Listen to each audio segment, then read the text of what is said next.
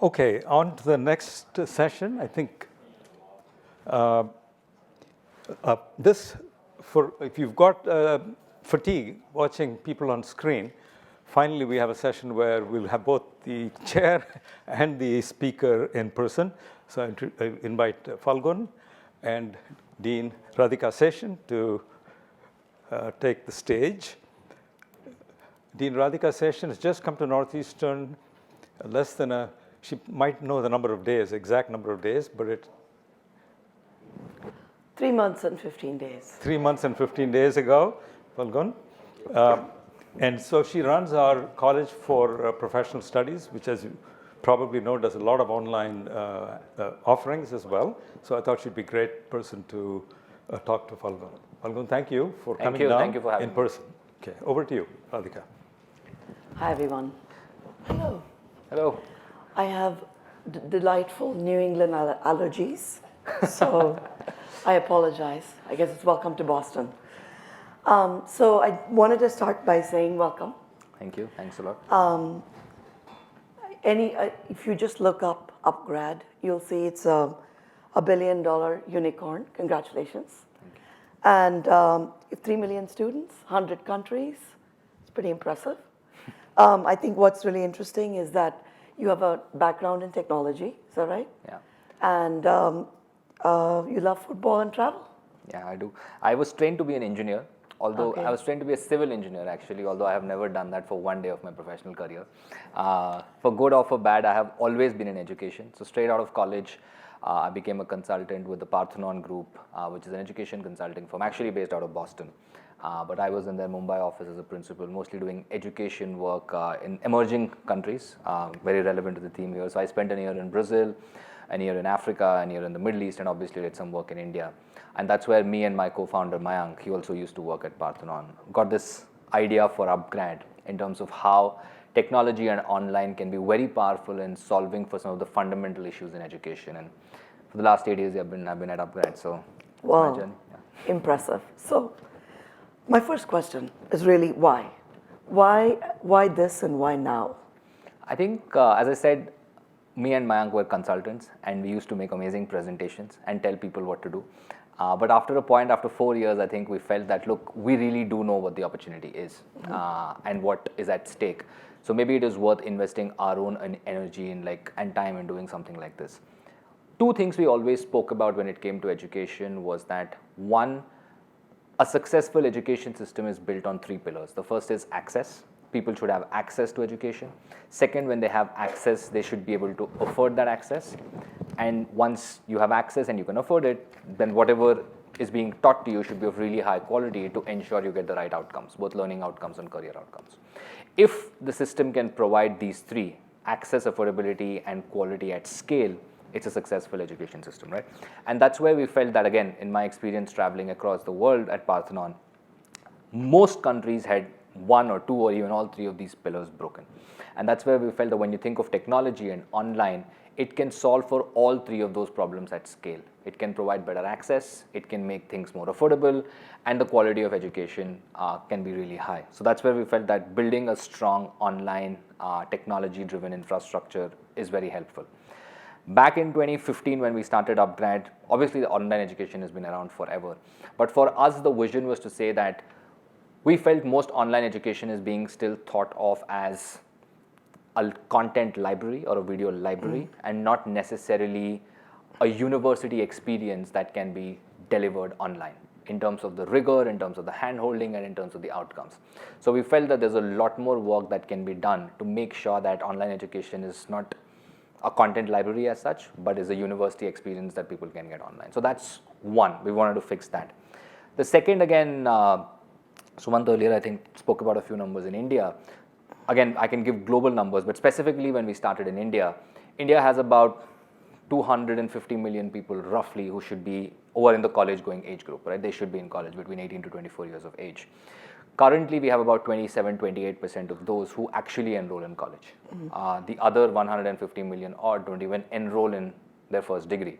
And if you think of why, I think there is this one, again, a problem of infrastructure, a problem of a lack of a value proposition, etc.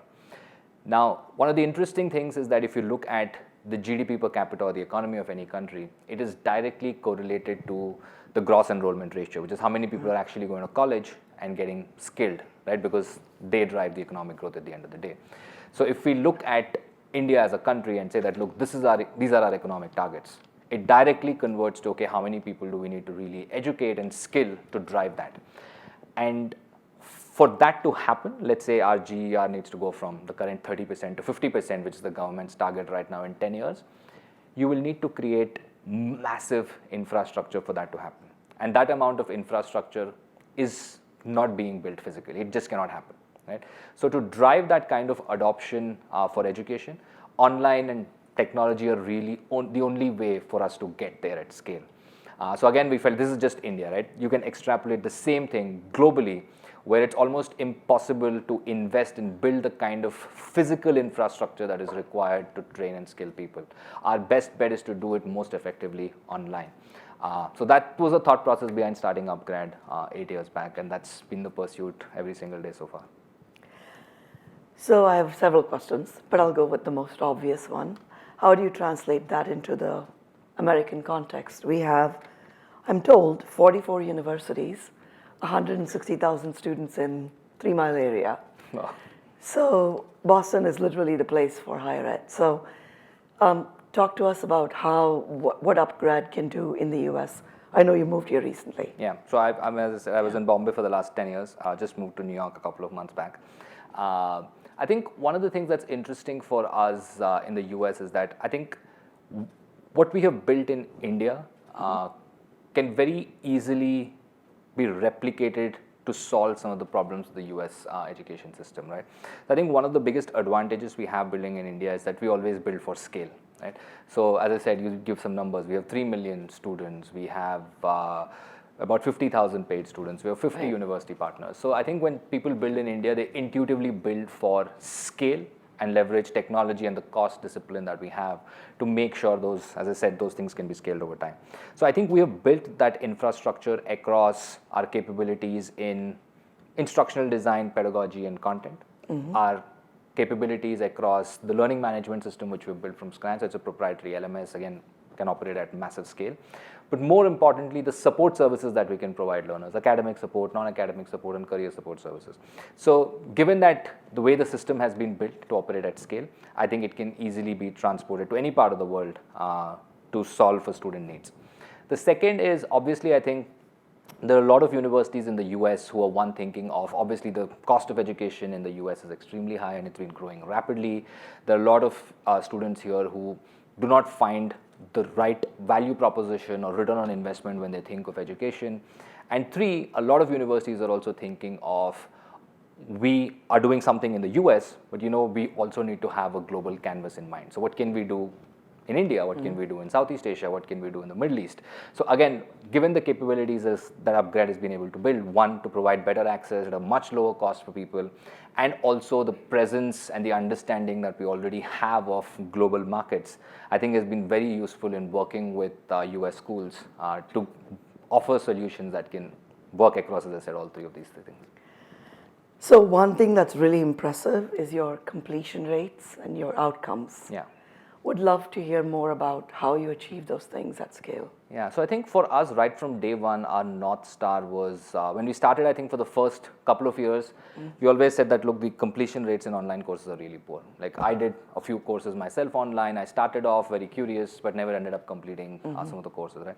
So we said that, look, the way we develop and work with the university and the faculty to develop the pedagogy, the content, how we host the experience on the learning management system, how we provide support services to students to ensure we can handhold them is most important. I'll give you an example, right? Any student who is at upGrad gets a dedicated student buddy or mentor, right?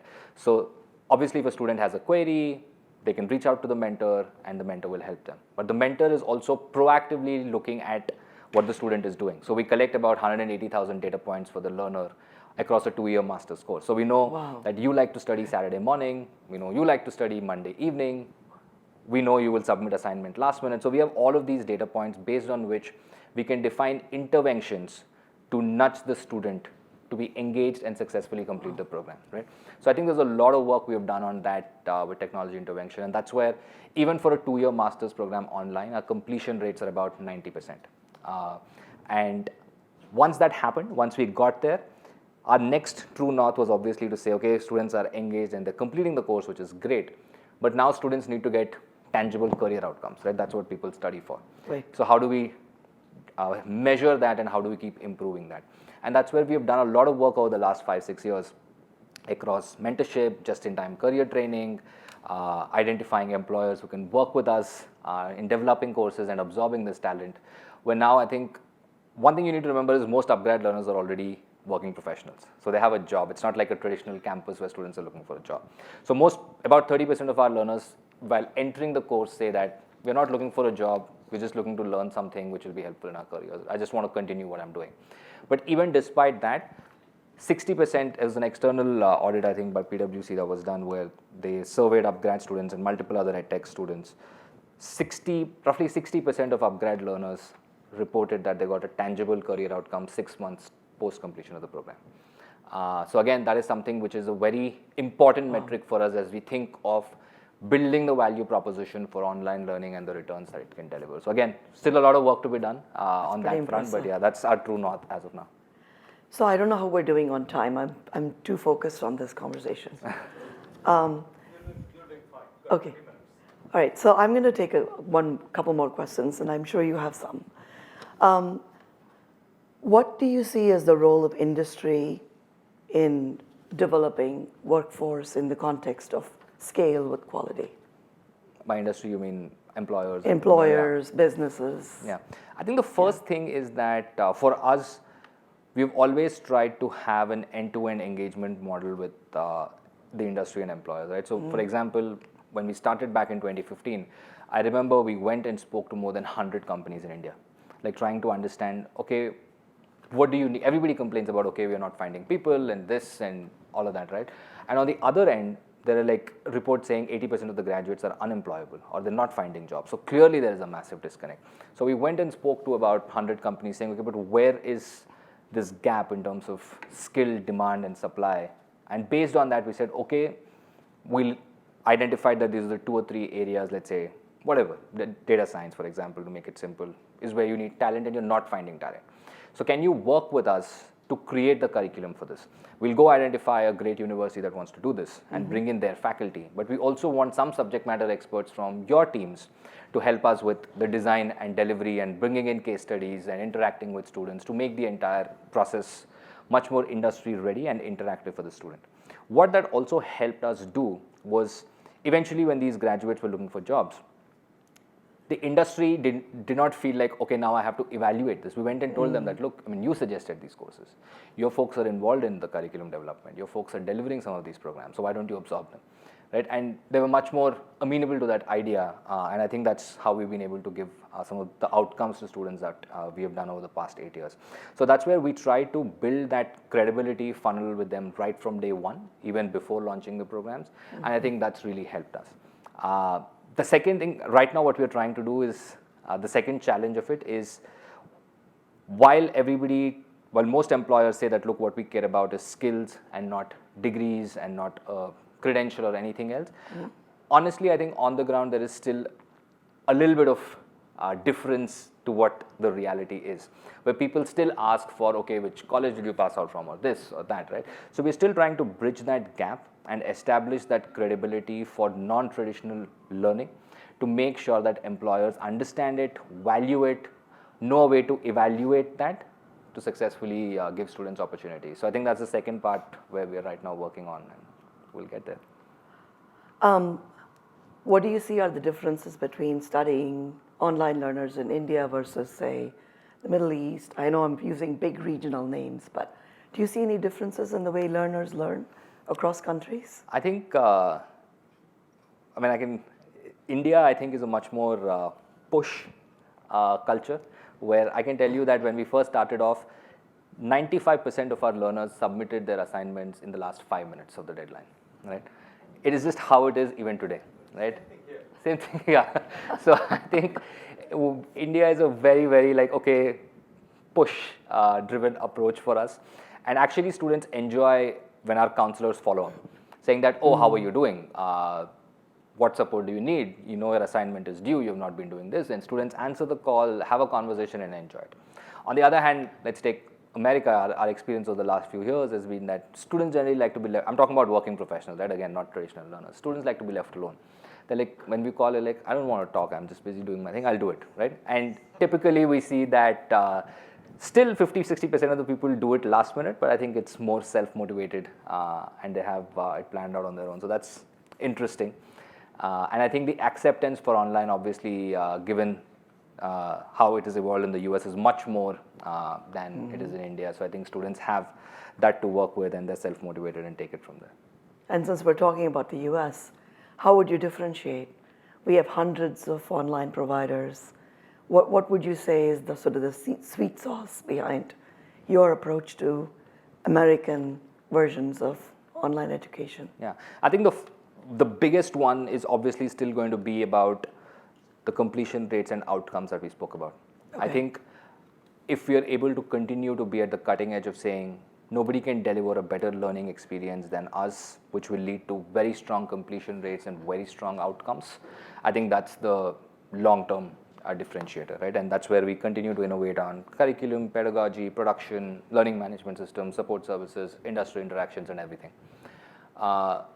In the short run, I think while we do that and while we establish that credibility, I think one of the biggest things that I have experienced works for us in terms of differentiation is say that most of the other competitors that we have are able to say that, look, this is what we can do in the US, right? Very few can say that this is what we will do for you in the world. And I think that's where upGrad is different, where we say that, look, we can obviously do this for you in the US, but we can do this for you in India, we can do this for you in the Middle East, we can do this for you in Southeast Asia, we can do this for you in Africa. And just our global presence, I think, is a very attractive end-to-end value proposition for potential university partners. Excellent. Okay, lots of questions. Should we get started? Okay, where do we want to begin? The gentleman in the middle. Yes. Thank you. I was just curious. You mentioned two things, credibility and completion rates. One of the issues with Indian education has been, India has one of the finest universities, several of them. And there are really crappy universities in India. You know that. The question is, how do you really gauge the quality and how do you ensure consistency of quality of the education? Yeah. So I think in terms of ensuring quality, I don't think it's a secret, right? You know which ones are the good universities and which ones are the bad ones. And you need to, obviously we come from the ecosystem, so we understand which university has what strengths, their faculty, etc. So when we work with university partners, we don't work with like 2,000 universities. That's not, we over 8 years have 50 university partners. So we are quite selective because we want to work with those limited partners and then scale access.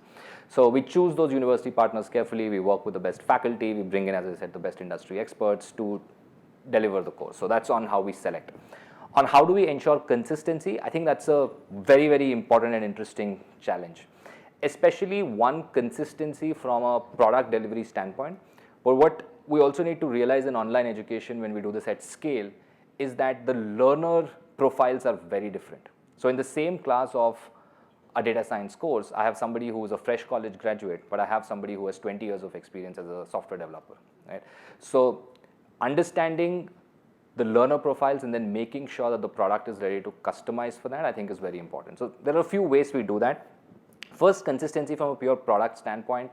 Obviously, we make sure that there are three key elements to the learning experience, as I said. The first is the pedagogy, instructional design, content. That's all standard, right? That we build from scratch in our studios with the faculty, so that's pretty standardized.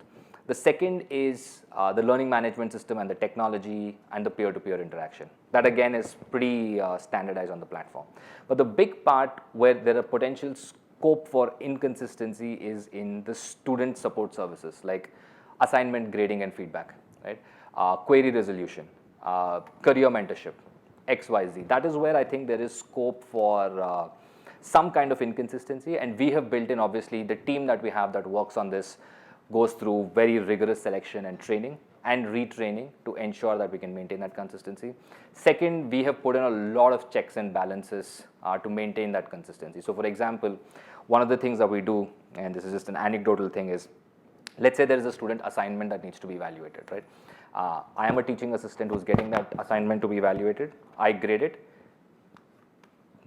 In some cases, we send it to a second TA to evaluate to make sure that it is within a certain range.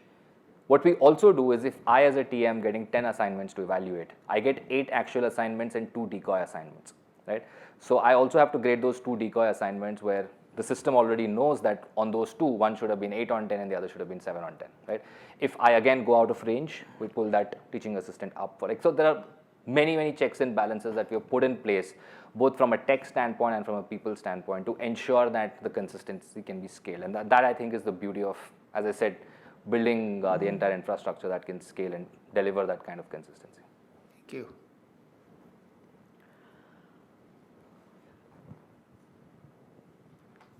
Hi, thank you so much for everything that you're doing. As a subset of my own practice, as part educator, innovator, I have started to work with the field of XR, VR, and worked with a company that was deploying an educational platform for augmenting course work and has many use cases across different industries. Started out in more medical field, but it's growing. Yeah. And I wonder if you can speak to that. What do you think the potential of, and that's more difficult to measure, but there is an assessment that was kind of embedded in their learning platform. So I'd love for you to speak to that. It's a growing field, of course. Yeah, I think for sure, I think it's something that I am personally very excited about. I don't know, there was this company in California called iVision, which was creating this. They were a very different approach to how to create this experience. So we actually upGrad partnered with them, and we ran a few classes online where students can use a headset and have a more interactive experience. My takeaway from that is that the technology and the opportunity there are very exciting, but I think it's still very early days. Both one from a technology, the form factor of that, and the convenience of that, the digital availability, like for example, the availability of high quality internet, all of those are issues. And second, I think it's still very early days on how you can create. I can't use the same content, the same learning management system, and the same experience to just say it's a VR experience, right? I have to create the whole thing again with a very different design approach and thought process. So I think it's still very early days on this, and I think that it'll be something that might be mainstream 3 to 5 years down the line, but I see the next 3 to 5 years to be very experimental when it comes to AR, VR in education. Gentleman in the middle.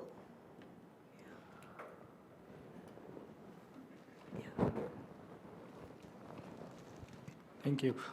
This is more of a from a passionate startup kind of a guide to you. So you said you started in 2015, and even till today, there's so much competition in the market, right? When you started back in 2015, I know there would have been several players in the market. India is a booming startup economy. A lot of things keep coming up. So how are you doing something different? Back in 2015, what are some of the innovative things you had to come up with to kind of pierce through that market in the education sector? Yeah, so I think there's always going to be competition, but I think as upGrad, we did a few things that were very counterintuitive, right? So I'll give you an example, right? When we started back in 2015, our first course was a data science course with IIIT Bangalore. It's one of the reputed tech schools. It was a 1-year program, fully online, and it was priced at $4,000, right? And we come from a consulting background, so we have a lot of friends in education, and everybody laughed at us saying that, this is a recipe for disaster, right? You're going to fail.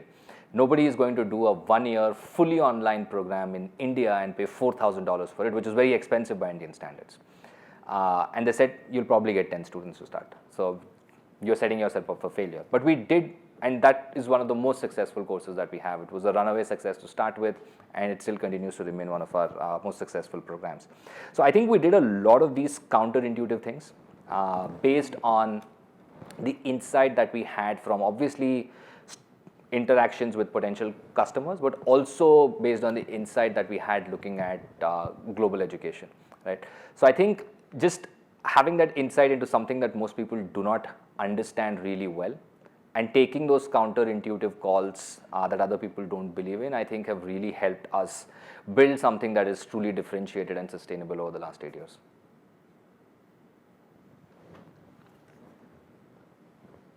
Could we get a mic up front? Thank you. A couple of questions. One, revenue sharing with your partners, the university partners, and second, finding students, essentially recruiting students for these programs. Yeah. So on the second part of recruiting students, as I said, today upGrad runs some of the largest online programs globally. So a single master's course that we have enrolls about 10,000 students a year, new students a year, right? And the way we do it is obviously we invest a lot in understanding who the typical learner profiles are for each of these programs, where they exist, what their aspirations are, and what the right way to communicate with them is.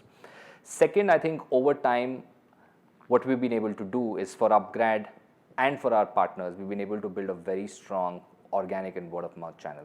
So as of today, about 40% of our learners are organic, 40 to 50% are organic. In the typical university world, I know that's a low number, but when you look at acquisition at scale, having 40 to 50% of your learners come on their own because of the word of mouth and brand that we've been able to build for our partners and ourselves, I think is a massive number. Second, the way we've been able to build stacks over time have helped us also drive repeat behavior, which is very important for us. If you think about it, somebody who does a master's in business analytics is not going to come back and do a master's in data science immediately after that and spend another $10,000 or $50,000 to do that, right? But what can you do in that learning journey, where one of the visions that we have is for upGrad to be the lifelong learning partner for somebody. So you want to do your first undergrad course, you have these options at upGrad. Once you do that, you want to work for a little bit and do a master's, these are the options on upGrad. You want to do a short certificate, these are the options. So we want to be the lifelong learning partner for somebody from when they're 18 to when they're, let's say, to draw an arbitrary line, 80, right? And in that, how do you build your stack of products to drive that lifelong journey becomes really important. So when we started, our repeats were 0, right? But today, about 10 to 12% of all of our learners that come in have already done a course with us in the past. So one, it's obviously the experience that they've had in the past, but it's also about what kind of products do you have that enable that repeat behavior. So when you have 50 to 60% which comes from organic plus repeat, I think it's a very strong base. And as I said, beyond that, it's obviously market research, identifying the right marketing channels, the right geographies, media mix, and all of those things that everybody does, and we believe we can do that slightly more effectively. The first question was on revenue share. I mean, we have various arrangements with universities. We have a fixed fee arrangement. We have a revenue share arrangement. Depends. So as I said, upGrad can provide the full stack of services. From a learning experience side, we can work with the university and the faculty to produce the whole content and learning experience. We have a learning management system that can host it. We can provide the full support services, academic, non-academic, and career support services, right? And beyond that, obviously, we do the full acquisition if required. So I think some universities want to do the whole thing, in which case we have revenue shares where upGrad gets about 70% revenue share. In others, universities pick and choose what they want, where they have internal capabilities and they want to do something themselves. We are very happy to support with the specific competencies that they require, and there we have a revenue share accordingly. I don't know if that answers your question. Which is the more profitable model? I think obviously we would like to do the whole end-to-end thing, because I think it gives us, one, more than profitability, it gives us a lot more control on the student experience. If a university says, okay, I will manage the content, but you give me the LMS, half of support services you do and half we'll do, I think it just is, we can still do it, and we do it even today, but I think it's a broken experience for the student. As I said, if you are able to do the whole end-to-end thing, we're able to leverage the data that we have for the student much better to define interventions that are required to handhold them to success. So from that standpoint, and maybe slightly better margin standpoint, we prefer to do the full stack, but we are flexible. Oh, question here. Do we have time? Just for now. 2 more and then we're done. You're next. Two questions. One is, how are you monitoring the progress of either employability or advancement in career post-course at upGrad? Yeah. And how are you using the data for that? And second is, how do you build in social skills within people who are coming out of online education so that they're able to fit better into the context of work environment? Yeah, no, I think that's a very important question. On the first part of how we track and how we enable career outcomes and advancement for students, as I said, obviously when any learner joins upGrad, we ask them what's your primary motivation to do this, right? In most cases, it is career advancement. And we ask them, okay, but what kind of career advancement? And we have an internal framework that's called TAP, T-A-P, right? 30% of our learners say that they want a career transition, right? So I'm working this job in this company, I want to move to this job in this company. So that's my ambition. A is acceleration, where 20 to 25% of the learners say that I'm in this role in this company, I love my company and I want to stay here, but I want to move from being a software developer to being a data scientist. And I want to accelerate my career, or I want to get a promotion. The third is, as I said, people who, which is P, which is professional confidence. We have about 30% of our learners who are 15 plus years of experience. They want to stay in their jobs, they're not looking to change, they're not looking for an immediate promotion, but they're just saying, I've been a marketer for 20 years, but I really don't understand what social media marketing is or digital marketing is. And I just want to do a course to understand that, to build my professional confidence and what I can do and how I can interact with my team. So to start with, understand what the primary motivation for our learners is before they come into the program. And then we try and customize the career services that we offer to enable, obviously some things might change in the duration of the course, but we try and enable them for those kind of outcomes over 6, 12, 18 months that they spend with us. As I said, the way we measure it is obviously at the end of the course, again, we ask them that, okay, and we can track in our own record saying that, okay, you were working here, what has happened to you 6 months, 12 months, 18 months, 24 months post completion of the program. And we also are supportive of any external audits that I just spoke about, where other companies are doing these audits. And right now, based on our estimates and based on the external audits, about 60 to 65% of our learners get a tangible career outcome 6 months post completion of the program. So that's where we are. Obviously, there's still a long way to go, but that's today where we are at. On the second question of social skills, I think that's a harder one. What we are trying to do is, we've just acquired a company called Harappa in India, which is very, very focused on imparting leadership and soft skills to people. So they have identified various competencies across simple stuff like writing better, negotiating better, how do you give and take feedback, how do you do X, Y. So they have identified, I think, about 36 or 38 competencies. They have built courses and experiences around to train people to become better leaders, to become better managers, and to develop those social skills. So now we are trying, and what they did was they went to enterprises and said, we will train your people on all of these skills because then it is a much more productive environment for you in the company. So while they continue to do that, we are also now integrating that into some of the programs that we have to give our students that skill set as well. But again, it's just a start, but I think it's a very challenging problem. The second thing that we try and do is we enable offline engagements. So while the entire course and the academic credits can be earned online, we facilitate offline interactions in an upGrad center or in a hotel or with the faculty. One, again, to build that engagement among the community, peer-to-peer, student-to-peer interaction, so that students are engaged, but that also as part of that enables some form of social interaction where we can try and build social skills for people. But again, I think that there's still a long way to go in terms of how we can think about it and enable that social experience.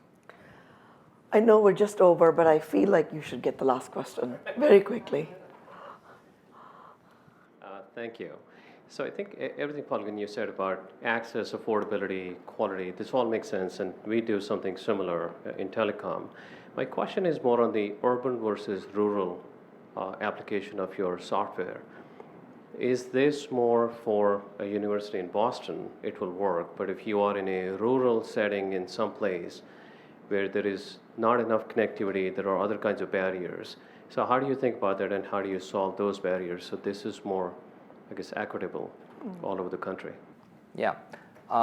So far, I would say that about 70% of our learners come from Tier 1 and Tier 2 cities in India, right? Let's specifically talk about India. The rest are from Tier 3, Tier 4 cities. Second is that the quality of the telecom infrastructure and the penetration of internet in India have changed substantially in the last 2 to 3 years. And I think they're going to change substantially for the good in the next few years. That being said, if somebody does not have access to internet, unfortunately today there is nothing much that we as upGrad are doing to see how. I mean, we can do a few things where we have said that, okay, can we preload everything on a tablet and send it to people, right? But again, that I think is giving them 30 to 40% of what the real experience is. It goes back to, okay, you're giving them a digital library again. Right. It might solve a certain purpose, but it is not what we take a lot of pride in doing, right? So right now, the way we think about it is that, look, we are building great cars, right? We make quality, access, affordability we're building great cars, but we're also relying on somebody to lay the roads. And that's the government, that's the telecom companies and everybody else, and we can collaborate. And as I said, that infrastructure is being built. It's become significantly better from where it was just 2 to 3 years back. And I think that curve will continue. From our perspective, as I said, the solutions and the technology that we build, there's obviously a strong team that's trying to see how they can make sure that even if you have suboptimal internet bandwidth, you can still get access, right? You can still get your live lectures, you can still do XYZ. So that's a technology optimization problem that we continue to work on. But for somebody who does not have the access to that, unfortunately, as of today, there's nothing much that we are doing to enable that, and we are, as I said, dependent on other people to provide that kind of infrastructure. Nevertheless, I know we're over. I just want to say thank you. Thank you. Very inspiring. No, thank you for having me. It was a pleasure to be here.